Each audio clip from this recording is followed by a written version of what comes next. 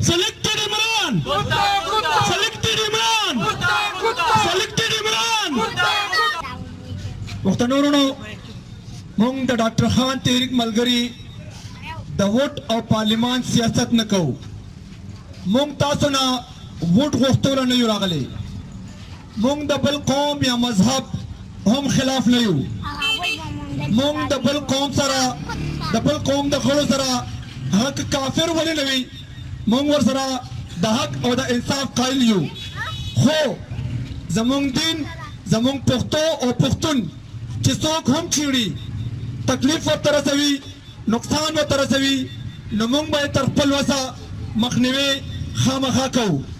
پښتنو وروڼو که زمونږ دین زمونږ پښتو او پښتون څوک نه چیړي نو مونږ به هېڅکله د چا قوم مذهب یا لیډر پسې خبرې ونه کړو بد رد به پسې ونه وایو.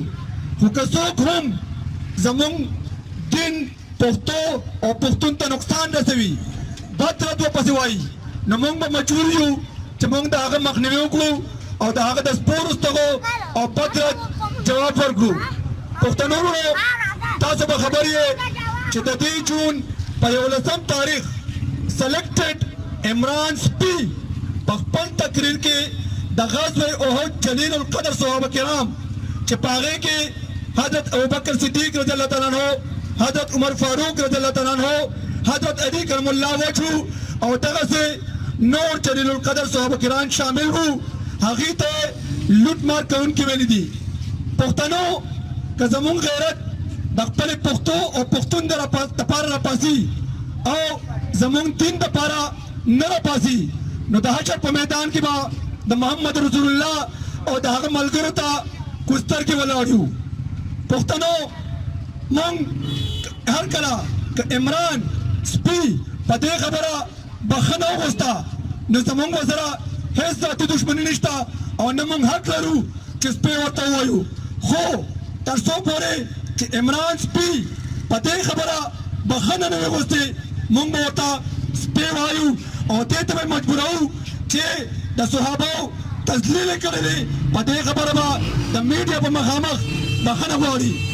مونږ د ډاکټر خان تحریک ملګري د ووټ پارلیمان سیاست نه کوو.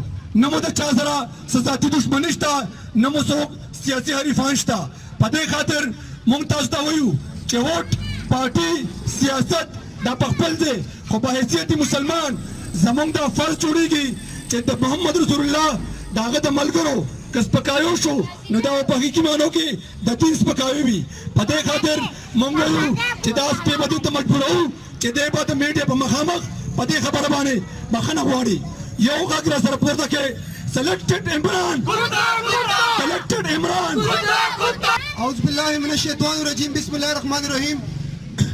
ملګرو خو شاید 14 ورځې مخکې عمران سپي په خپل تقریر کې د جنگ احد جلیل القدر صحابه کرامو ته لوټماران ویلي دي. خو لا تر ننه د عوامو نه په دې خبره بخښنه ونه غوښته. خو بله لښته د پښتون د تحفظ او د خیر ښېګڼې په نوم سیاست کوونکي پارټیانې تحریکونه او د دین مشران هم په دې چپ دي او د خولې احتجاج قدرې ونه کړو. ولې آیا پښتانه مسلمانان نه دي او که نه دغه د پښتون د تحفظ او د خیر ښېګڼې په نوم سیاست کوونکي پارټیانې تحریکونه یا د دوی ملي مشران مسلمانان نه دي چې عمران سپي صحابه کرامو ته لوټماران وویل او دوی بیا هم چوپ دي غږ قدر نه کوي.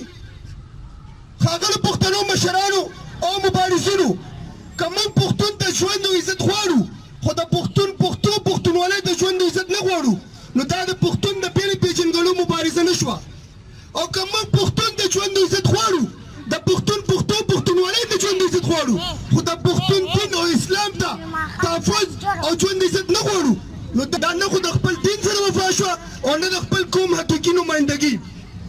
ښاغلو ملي مشرانو او مبارزینو که تاسو غواړئ چې په حقیقت کې د پښتون قوم نمایندګي وکړئ نو د پښتون د ژوند او عزت سره سره د پښتنو د پښتو پښتونولۍ او د دین د اسلام د تحفظ دپاره به خامخا غږ پورته کوئ. ډېره مننه. ژوندی دې وي پښتون قوم، ژوندی دې وي ډاکټر خان تحریک. ملګرو دا صحابه زموږ د ټولو دا کومه صحابو به چې عمران سپي خبرې کړي دا زموږ د ټولو صحابه دي.